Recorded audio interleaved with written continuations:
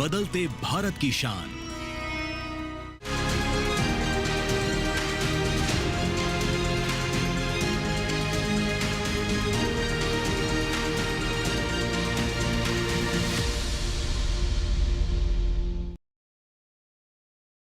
नमस्कार, स्वागत है आपका कृषि दर्शन में। मैं हूं अंचल सिंह। कृषि दर्शन आप किसानों के लिए एक ऐसा कार्यक्रम है जहां आपको मिलते हैं कृषि जगत से जुड़ी हुई तमाम नई जानकारियां, चाहे बात सरकार की उन योजनाओं की हो जो कि विशेष तौर पर किसानों के लिए हैं, या फिर नई तकनीक और नवाचार का ही जिक्र क्यों ना हो। ये सभी जानकारियां इस कार्यक्रम के माध्यम से आप तक पहुंचती हैं ताकि हमारे किसान नई तकनीक और योजनाओं का लाभ लेते हुए अपनी कृषि को लाभकारी बना सके। हमने अपने इस कार्यक्रम को 3 भागों में बांटा है। सबसे पहले हम बात करते हैं विज्ञान और किसान की, उसके बाद नजर डालते हैं कृषि स्टार्टअप पर और अंत में देखते हैं फार्मिंग इंडिया। तो चलिए शुरुआत करते हैं आज के कृषि दर्शन की। आइए सबसे पहले नजर डालते हैं सम्मेलन से प्रगति की ओर पर। विकसित कृषि संकल्प अभियान, जिसका आयोजन 29 मई से 12 जून के बीच किया जाएगा। इसी के संबंध में नेशनल मीडिया सेंटर में एक प्रेस कॉन्फ्रेंस का आयोजन किया गया। क्या विशेष रहा इसमें, आइए जानते हैं।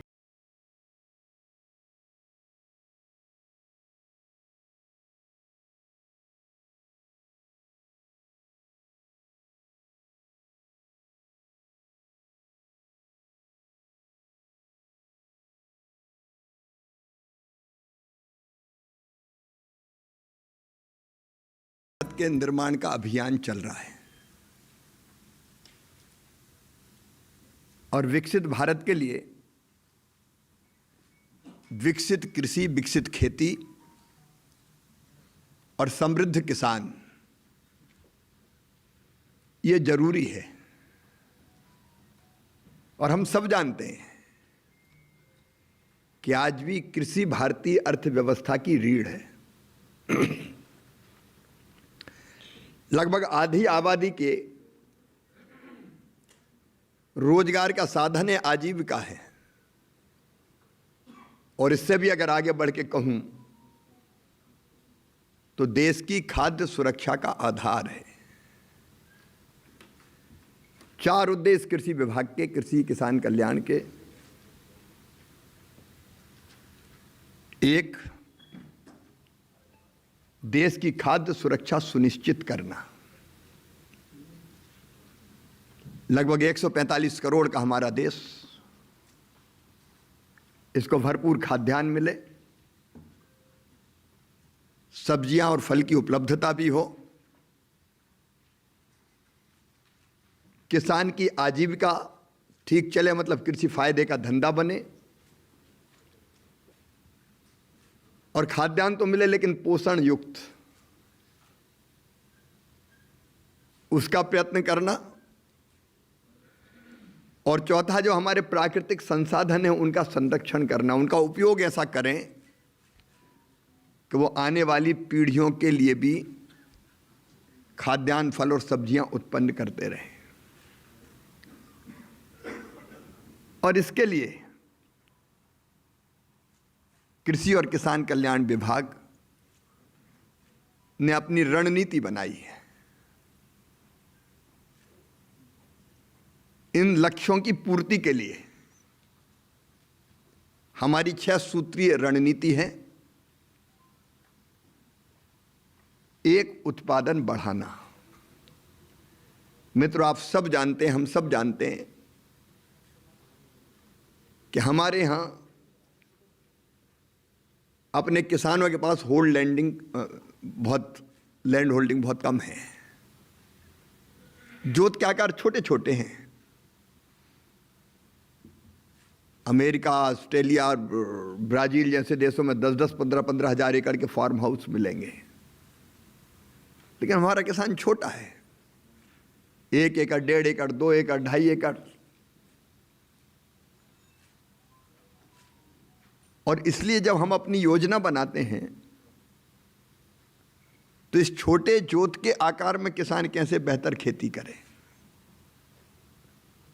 एक, उत्पादन बढ़ाना। दूसरा, उत्पादन की लागत घटाना। तीसरा, उत्पादन के ठीक दाम देना। चौथा, प्राकृतिक आपदाओं में नुकसान हो जाए तो उसकी भरपाई करना।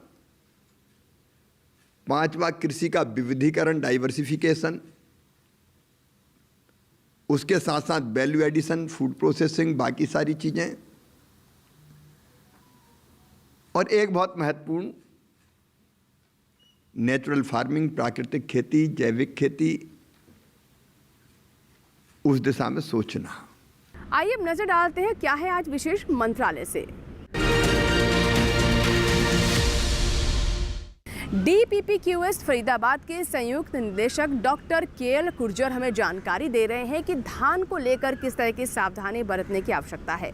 जी हां, धान प्रबंधन से हमारे किसान अच्छी फसल प्राप्त कर सकते हैं और कीट और बीमारियों से भी अपनी फसल को सुरक्षित रख सकते हैं। तो चलिए आपको ले चलते हैं मंत्रालय और जानते हैं कि क्या जानकारी वहां से हमारे किसानों के लिए निकल कर आ रही है। धान की फसल में जो बीमारियां लगती हैं उनमें फंगस से, बैक्टीरिया से, वायरस से कई प्रकार की बीमारियां लगती हैं। उनमें आज हम बात करेंगे वो जो फंगस के द्वारा जो बीमारियां होती हैं और जो बैक्टीरिया के द्वारा बीमारियां होती हैं उसके बारे में। तो जो फंगस से जो बीमारियां लगती हैं धान में, उनमें अगर देखा जाए शुरुआत से तो उनमें जैसे कि ब्लास्ट है, तो ब्लास्ट जो भी बीमारी है वो शुरुआत की धान की प्रारंभिक अवस्था से ही शुरुआत उसमें हो जाती है, इन्फेक्शन हो जाता है। और ये बीमारी इसमें जो पत्ती के ऊपर जो धब्बे बनते हैं वो एक आई शेप्ड या नाव के आकार के स्पॉट्स बनते हैं पहले, और बाद में फिर वो धीरे धीरे फैलते हैं और सारे पत्ती पर और पौधे पर भी ये रोग फैल जाता है। और उसके बाद में जब उसमें दाने बनते हैं, दूधी अवस्था जब बाली आती है उस समय नेक ब्लास्ट भी इसको बोलते हैं, तो उस समय नेक के एरिया पर भी ये इन्फेक्शन करता है। तो ये जो ब्लास्ट है इसके उपचार के लिए जैविक उपचार और रासायनिक उपचार दोनों हम प्रयोग कर सकते हैं। जैविक उपचार के लिए हमको अगर सूडोमोनास फ्लोरोसेंस है जो 1.5% LF जो फॉर्मुलेशन है उसका हम सीड ट्रीटमेंट भी कर सकते हैं और स्प्रे भी कर सकते हैं। अगर स्प्रे करना है तो इसका 6 लीटर पर हेक्टेयर के हिसाब से, और जो अगर इसका ट्रीटमेंट करना है तो 5 ml प्रति केजी ये सीड के हिसाब से इसका बीज उपचार करके नर्सरी तैयार करके जो ट्रांसप्लांटिंग करते हैं उस समय भी इसको उपचार करके ट्रांसप्लांटिंग करते हैं, तो इसमें इसका कंट्रोल होता है।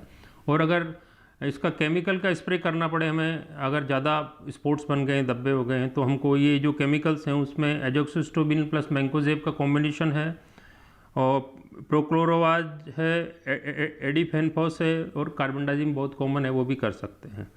उसके अलावा जो बीमारी है वो है शीथ ब्लाइट। शीथ ब्लाइट जैसे पौधा बड़ा होता है तो उसकी जो शीथ बनती है उसमें इसका सिम्टम आता है शीथ ब्लाइट का। और शीथ ब्लाइट के लिए भी हमें ट्राइकोडर्मा विरिडी है, अगर उसको हम इसको सीड ट्रीटमेंट करें या स्प्रे भी करें 10 ग्राम प्रति लीटर का घोल बना करके, तो उससे भी कंट्रोल होता है। अगर फिर भी रासायनिक जैविक के अलावा जो रासायनिक फंजीसाइड के अगर हमको स्प्रे करना है तो उसमें हमको एजोक्सिस्ट्रोबिन प्लस मैंकोजेब का कॉम्बिनेशन है, प्लस एजोक्सी प्लस टेबुकोनाजोल का कॉम्बिनेशन है, डाइफेनिकोजोल है, हेक्साकोनाजोल है या क्रेजोजिम मिथाइल है। इन सब में से किसी में भी हम फंजीसाइड का स्प्रे कर सकते हैं। वातावरण के अनुकूल अगर मौसम है तो ये इसमें एकदम से इस बीमारी का प्रकोप होता है बैक्टीरियल लीफ ब्लाइट का। इसको कंट्रोल करने के लिए हमको सूडोमोनास फ्लोरोसेंस से जो 2% AS फॉर्मुलेशन है उसका हम स्प्रे कर सकते हैं 10 ml पर लीटर के हिसाब से। और अगर इसमें जो केमिकल फंजीसाइड का है तो उसमें कॉपर हाइड्रोक्साइड है जो 53.8% है, उसका हम स्प्रे कर सकते हैं। और कॉपर सल्फेट एनहाइड्राइड है उसका स्प्रे कर सकते हैं। और एंटीबायोटिक जैसे स्ट्रिप्टोमाइसिन प्लस टेट्रासाइक्लिन है उसका भी स्प्रे हम इसमें कर सकते हैं। आइए अब नजर डालते हैं विज्ञान और किसान पर।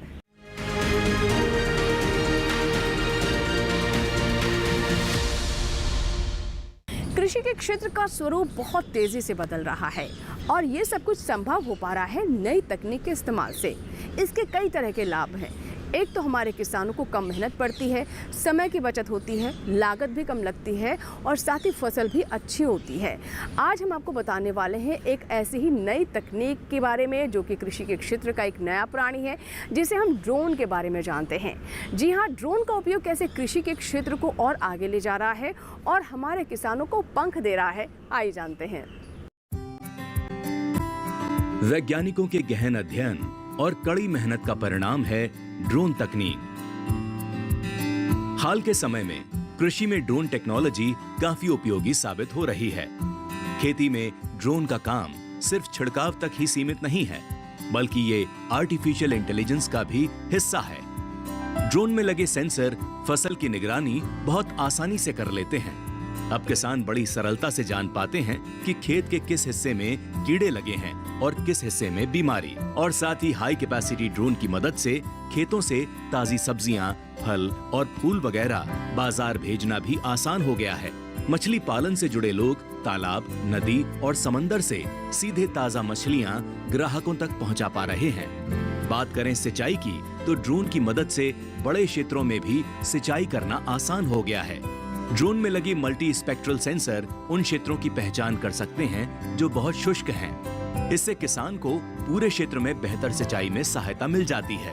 खेती में ड्रोन तकनीक आने से पहले खेती के काम में समय और श्रम दोनों ही ज्यादा लगते थे। ड्रोन का उपयोग कर 6 मिनट में 1 एकड़ खेत में दवा का छिड़काव संभव हो सका है। साथ ही पहले की तरह 200 लीटर पानी की जरूरत नहीं, केवल 10 लीटर में ही काम हो जाता है। यही नहीं, दवा का छिड़काव सारे पौधों पर अच्छे से हो जाता है, जिससे किसानों को नुकसान का सामना नहीं करना पड़ता है। किसान भाई अपने खेतों में ड्रोन का इस्तेमाल कर सकते हैं। ड्रोन का अधिकृत होना जरूरी है।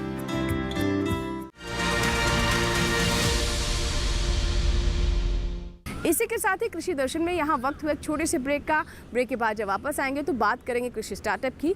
कहीं मत जाइएगा, देखते रहें कृषि दर्शन।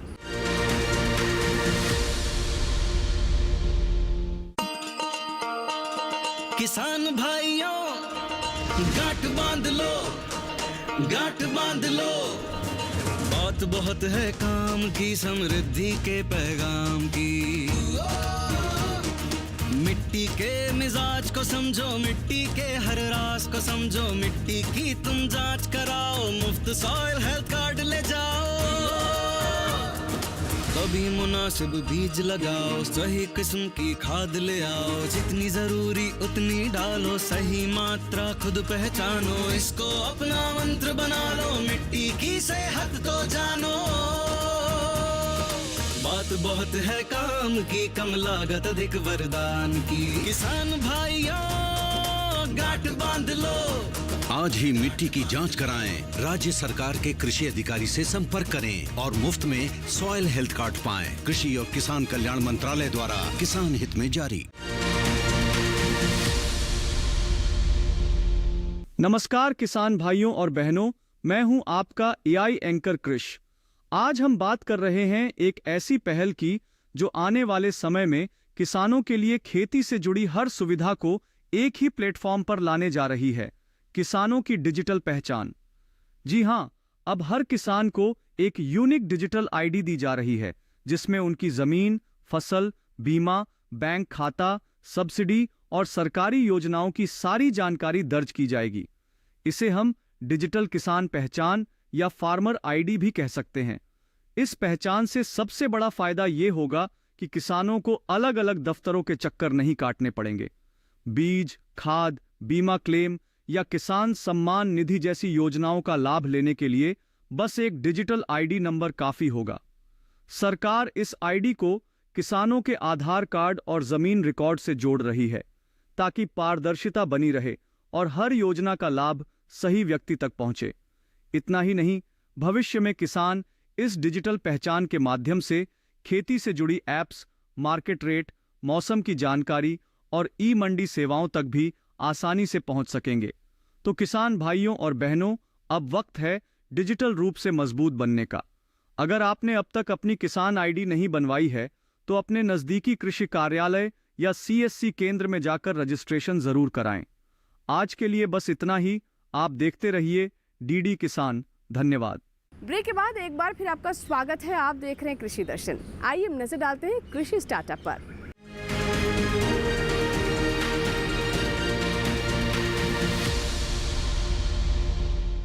कहते हैं हौसले अगर बुलंद हो तो कोई भी चुनौती आपका रास्ता नहीं रोक सकती है।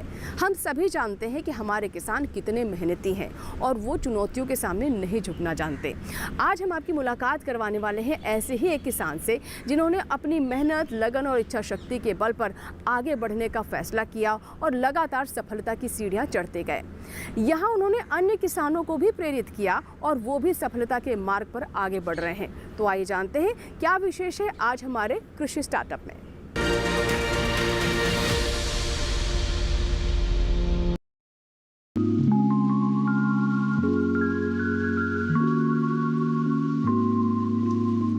राजपाल सिंह जगहैता गांव गुर्जर के रहने वाले एक सफल किसान हैं।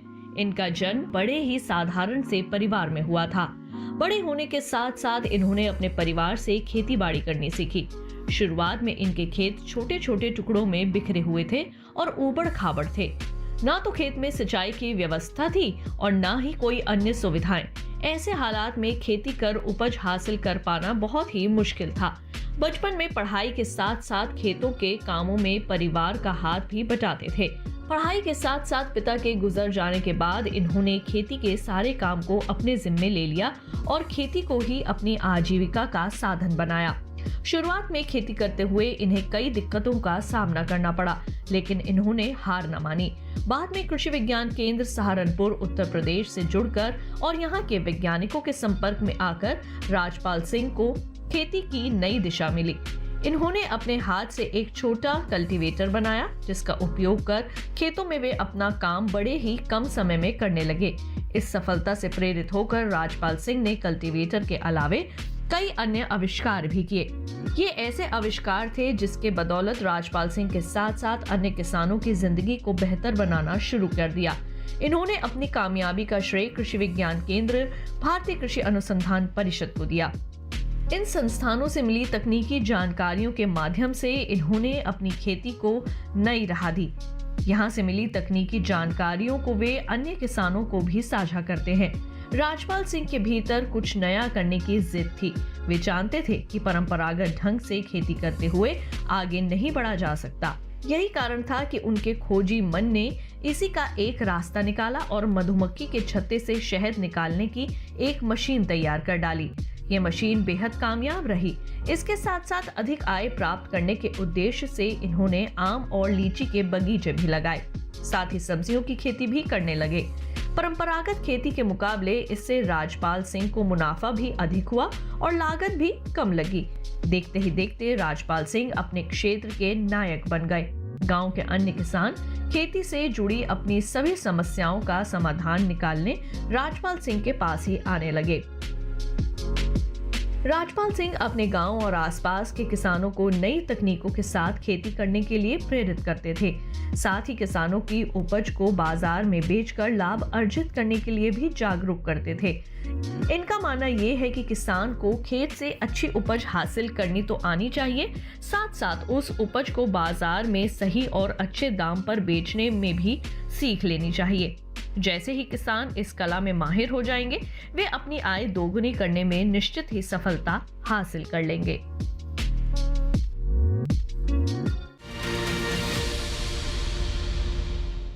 इसी के साथ ही कृषि दर्शन में यहाँ वक्त है छोटे से ब्रेक का। ब्रेक के बाद जब वापस आएंगे तो बात करेंगे फार्मिंग इंडिया की। कहीं मत जाएगा, देखते रहें कृषि दर्शन।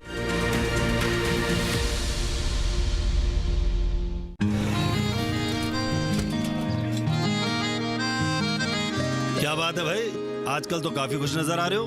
क्यों ना हो, अब मैं ऑर्गेनिक खेती जो कर रहा हूँ ये पूरा प्राकृतिक है, ऑर्गेनिक है। इसमें हमारे खेत, हमारी फसल और हमारी जेब सब फायदे में होते हैं और इसमें लागत भी कम है। जी हाँ, आप भी ऑर्गेनिक खाद का प्रयोग करें, अपनी फसल और मिट्टी को तंदुरुस्त बनाएं और आपकी आमदनी में इजाफा करें। अधिक जानकारी के लिए किसान call centre toll free number 1800-180-1551 पर कॉल करें और लॉग ऑन करें kisan.gov.in और farmer.gov.in। कृषि और किसान कल्याण मंत्रालय द्वारा किसान हित में जारी।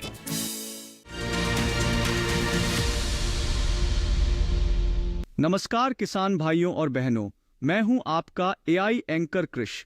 गर्मियों के इस मौसम में अमरूद और आम के बागों की देखभाल सबसे जरूरी काम बन जाती है। सही देखभाल न केवल फलों की गुणवत्ता बढ़ाती है बल्कि उत्पादन भी अधिक होता है। सबसे पहले बात करें सिंचाई की, तो गर्मियों में आम और अमरूद के पौधों को नियमित अंतराल पर पानी देना जरूरी है। खासकर छोटे पौधों को सप्ताह में एक बार और बड़े पेड़ों को 10 से 15 दिन में एक बार गहराई तक सिंचाई करनी चाहिए। टपक सिंचाई प्रणाली इस काम के लिए बहुत उपयोगी हो सकती है। कीट और रोग नियंत्रण भी जरूरी है।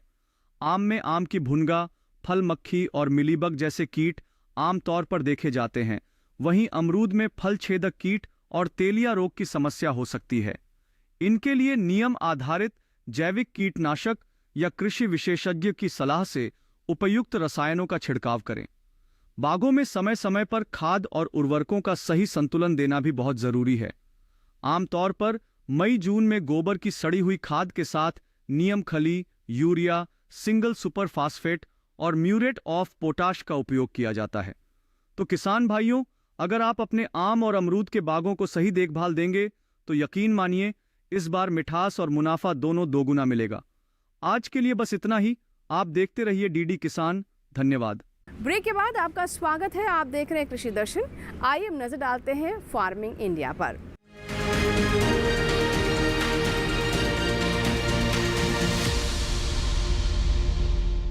फार्मिंग इंडिया में आज हम आपको बताएंगे सॉइल हेल्थ कार्ड के बारे में। हम सभी जानते हैं कि अगर आपको अच्छी फसल चाहिए तो सबसे पहले मिट्टी की सेहत को सुधारना होगा, लेकिन कई बार उचित जानकारी ना होने की वजह से हमारे किसानों से यहाँ चूक हो जाती है। ऐसे में सॉइल हेल्थ कार्ड उनकी मदद करता है। कैसे, आइए जानते हैं।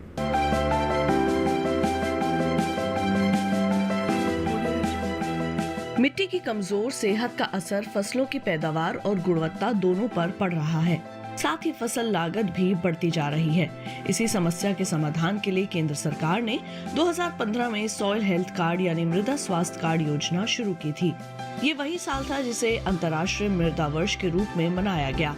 एक ऐसी योजना जो खेत की मिट्टी में कमजोरियों का भी पता लगाती है और बताती है कि मिट्टी में कौन से पोषक तत्व की कमी हो रही है। ज्यादा फसलें, उर्वरकों और कीटनाशकों का अंधाधुंध और असंतुलित इस्तेमाल मिट्टी की उपजाऊ शक्ति को लगातार कमजोर कर रहा है। जानकारी की कमी से किसान खेतों में रासायनिक उर्वरकों का इस्तेमाल कर रहे हैं, भले ही उस उर्वरक की जरूरत हो या न हो। किस खेत की मिट्टी को कौन सा तत्व चाहिए और कौन सा नहीं, ये सब जानने के लिए उसकी जांच जरूरी है। मृदा स्वास्थ्य कार्ड यही काम करता है। ये योजना पूरे देश में लागू है और मिट्टी की जांच के लिए देश भर में ही मिट्टी जांच की प्रयोगशालाएं स्थापित की गई हैं। जांच के बाद मिट्टी के गुण दोष की सूची तैयार होती है और फिर किसान को ये बताया जाता है कि उन्हें खेत में कौन सा पोषक तत्व कितनी मात्रा में डालना चाहिए। परीक्षण से ये भी पता चल जाता है कि किसान को कौन सी फसल बोनी चाहिए। अगर किसान कोई और फसल बोना चाहे तो अधिकारी फिर उस फसल के हिसाब से पोषण का सुझाव देंगे। ये योजना सभी 14 करोड़ किसानों के लिए बिल्कुल मुफ्त है। फरवरी तक के आंकड़े से पता चलता है कि 2019-20 के दौरान मध्य प्रदेश, छत्तीसगढ़, गुजरात, महाराष्ट्र, पंजाब, राजस्थान, हिमाचल प्रदेश और झारखंड के अलावा कई और राज्यों में 100 के 100% किसानों को ये योजना के तहत कवर कर लिया गया है। केरल में 90 से 95%, जबकि उत्तर प्रदेश और हरियाणा में 85 से 90% किसान इस योजना का हिस्सा हैं। अध्ययनों से पता चला है कि इस कार्ड की सलाह पर की गई खेत से लागत में 8 से 10% की बचत हुई है। इस कार्ड का एक पोर्टल बना हुआ है। किसान वहां से भी अपना कार्ड प्रिंट करवा सकते हैं। इस पोर्टल पर 21 भाषाओं में खेती के बारे में बहुत सी जानकारियां उपलब्ध हैं। किसानों के लाभ के लिए प्रशिक्षण, प्रदर्शनी और किसान मेलों का भी आयोजन किया जाता है। 2019-20 के दौरान आदर्श ग्राम विकास के नाम से एक परियोजना शुरू की गई है, जिसके तहत खेतों से मिट्टी के नमूने उठाए गए। परियोजना के तहत हर ब्लॉक से एक गांव लिया जाता है और वहां मिट्टी के नमूने जमा करके उनकी जांच होती है। इस तरह हर गांव में 1 हेक्टेयर रकबे की जमीन से नमूने लिए जाते हैं।